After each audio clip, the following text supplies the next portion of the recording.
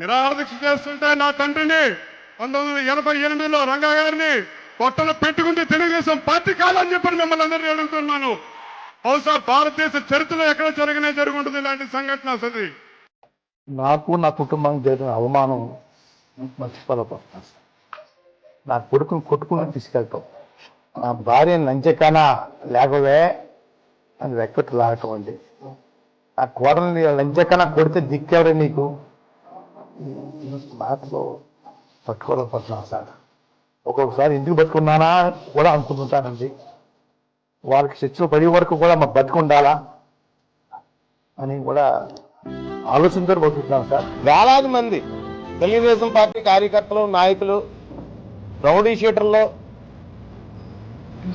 గోండాలో ఇంటి చుట్టూ తలుపులు బద్దలు కొడతాం రకరకాలుగా ముందుగా ప్లాన్డ్గా పోలీసులు వచ్చి సీసీటీవీ సర్వేలెన్స్ అంతా తీసి పారేస్తారు. ఇంటికి సంబంధించిన సీసీటీవీ సర్వేలెన్స్ అంతా తీసి పారేస్తారు. ప్లాన్డ్గా పోలీసులు వచ్చి తునిలో భయభ్రాంతులు సృష్టించి వాళ్ళు ఏం చేయాలనుకుంటారు, ఎంత అరాచకం చేయాలంటే అంత అరాచకం. ఇంత దుర్మార్గం భయానకం మేము ఎక్కడ చూడాల. మిమ్మల్ని ఏర్పాటు చేయడానికి, మిమ్మల్ని నిర్మాణం చేయడానికి మేము కాపులం కావాలా? మీ కమ్మోళ్ళకి, మీ టీడీపీ పార్టీకి మిమ్మల్ని ప్రభుత్వం మీ ఊరు వదిలిపెట్టి రాష్ట్రం వదిలిపెట్టి పారిపోవాల్సిన కులం మీది, రాష్ట్రం వదిలిపెట్టి పారిపోవాల్సిన పార్టీ మీది. మిమ్మల్ని మేము నిలబెడితే మీరు మమ్మల్ని గెలిచిన ప్రతిసారి మమ్మల్ని కాపుల్ని టార్గెట్ చేసి చంపుతారా? అంటే మిమ్మల్ని గెలిపించిన ప్రతిసారి మీ చేత మేము మటలు చేయించుకోవాలా మా కాపుల్ని?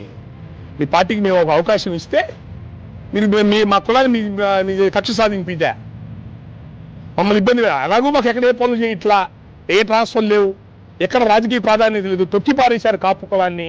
అంతంత రాళ్ళు పట్టుకొని, అంతంత కర్రలు పట్టుకొని తిరుగుతుంటే ఏం పోలీసులు ఆపగలిగారా? వాళ్ళ దగ్గర రాడ్డు తీసుకోగలిగారా? ఇందాక ఎవరో నా ఇంటికి వచ్చి ఒక తిట్టిందంట, ఆపగలిగారా? ఇదేనా మీరు వన్ సైడెడ్ గా చేస్తారా? అంటే మమ్మల్ని కొట్టడానికి వచ్చిన వాళ్ళకి రక్షణ కల్పిస్తారు, మమ్మల్ని తిట్టే వాళ్ళని మేము తిడితే దాన్ని వక్రీకరిస్తారు. నేను మనవి చేస్తున్నా, నేను చంద్రబాబు నాయుడు గారిని తిట్టవలసిన అవసరం నాకు లేదు. ఎప్పుడు తిట్లా,